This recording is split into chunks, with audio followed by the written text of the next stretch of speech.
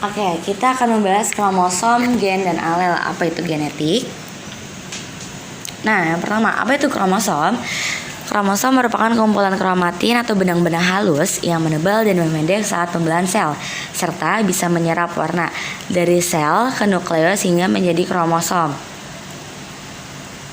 Nah, yang kedua, kromosom memiliki ukuran yang berbeda, terbagi menjadi dua, yaitu panjangnya antara 0,2 sampai 0,5 mikron dan diameternya adalah 0,2 sampai 20 mikron.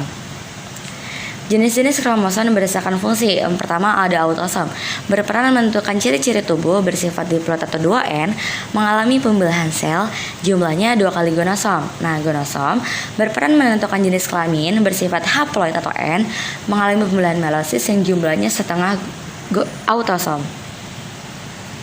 Gen adalah unit terkecil dari suatu makhluk hidup yang mengandung substansi hereditas, dapat menentukan sifat individu dari perseorangan. Nah, sifat-sifat gen yang pertama mengandung informasi genetik, kedua ditentukan kombinasi base nitrogen, yang ketiga menyampaikan informasi genetik, dan yang keempat mempunyai tugas dan fungsi berbeda, yang kelima dapat berduplikasi, dan yang terakhir adalah mengatur proses metabolisme dan perkembangan. DNA terbagi menjadi beberapa jenis. DNA sendiri materi genetik yang mewarisi organisme dari induknya, terbagi menjadi RNA dan DNA replikasi. Struktur DNA tersusun banyak nukleotida disebut polinukleotida. Setiap nukleotida dari gugusan galantesia dan asam fosfat. Dan inilah catatan struktur DNA yang bisa kalian baca atau pahami masing-masing. Replikasi DNA. Kemampuan DNA menggandakan diri sehingga diperoleh DNA yang baru. Pengadaan DNA atau replikasi bisa memisahkan diri sendiri dari pengadaan DNA tersebut. Selanjutnya, ada jenis-jenis replikasi DNA. Nah, jenis-jenis replikasi DNA yang pertama ada konservatif. Konservatif ini adalah bentuk rantai double helix DNA lama tetap dan menghasilkan rantai double helix yang baru. Dan yang kedua, semi konservatif. Double helix memisahkan diri dan setiap pita tunggal mencetak pasangannya.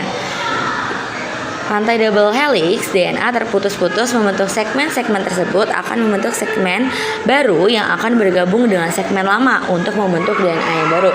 Berikut adalah dari dispersif.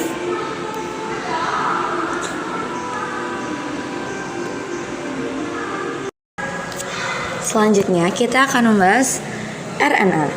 RNA merupakan polinukleotida yang ukurannya lebih pendek dari DNA, terdiri atas suatu rantai ataupun single helix. Single helix merupakan rantai tunggal yang tersusun gula, ribosa, gugus fosfat, dan base nitrogen. Base nitrogen dalam RNA dari basa purin meliputi adenin dan guanin. Ini pun dinamakan purin. Selanjutnya, dan basa pirimidin meliputi sitosin dan urasil. Jenis-jenis RNA ada apa aja sih? Berdasarkan tempat dan fungsinya, RNA dibagi menjadi 3 macam, yaitu ada mRNA, RNAR, dan RNAT.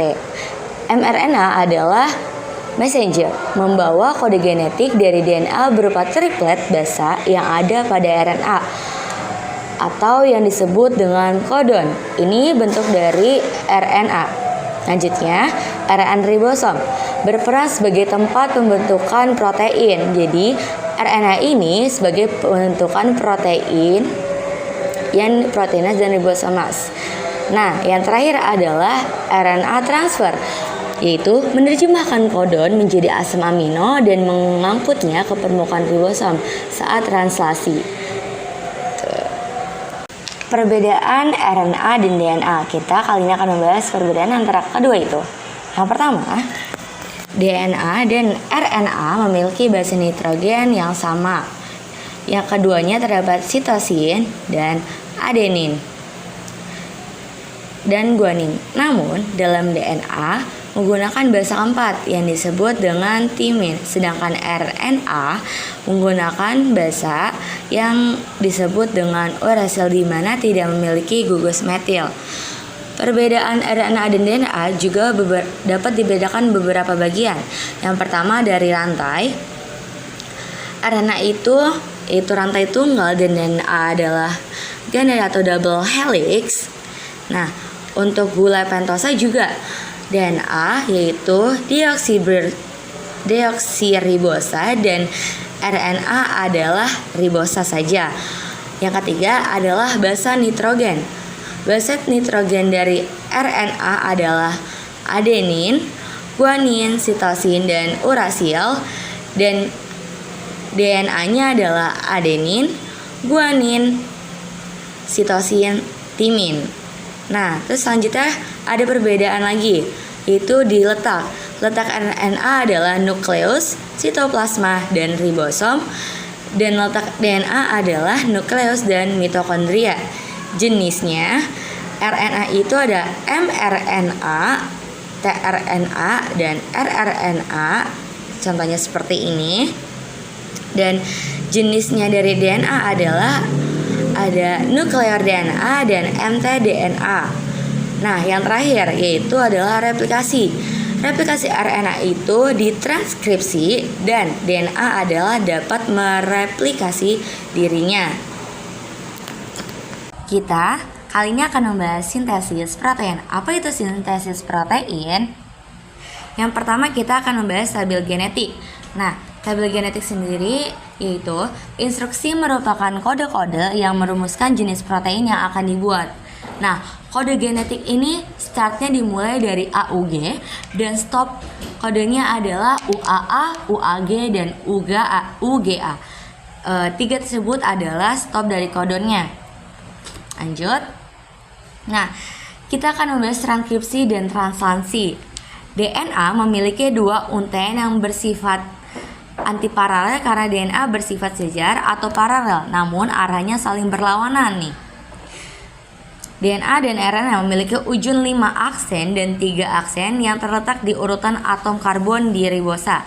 DNA sense adalah untaian DNA dengan arah 5 aksen dan 3 aksen yang memiliki urutan sekuens base nitrogen dengan sama urutan sekuens base nitrogen dengan mRNA. Untaian ini dikatakan sebagai untaian positif karena memiliki urutan yang sama dengan mRNA, maka untaian ini disebut sebagai pengkode atau kode.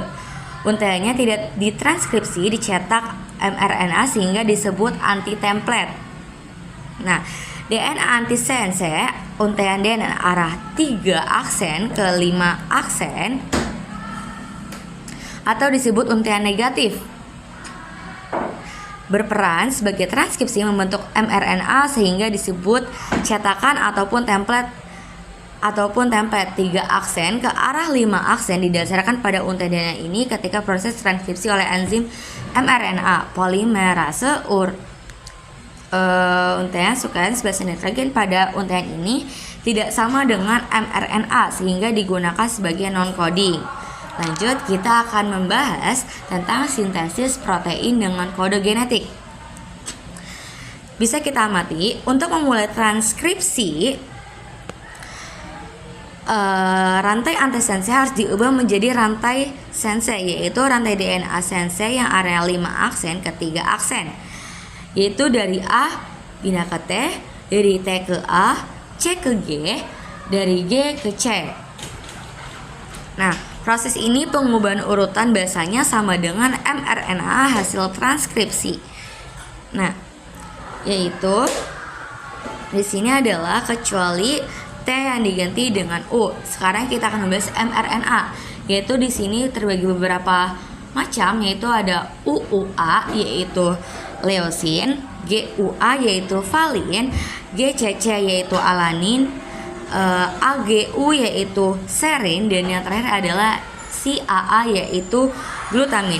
Itulah rangkaian proses sintesis protein hingga terbentuknya asam amino. Sekian, terima kasih, bye bye.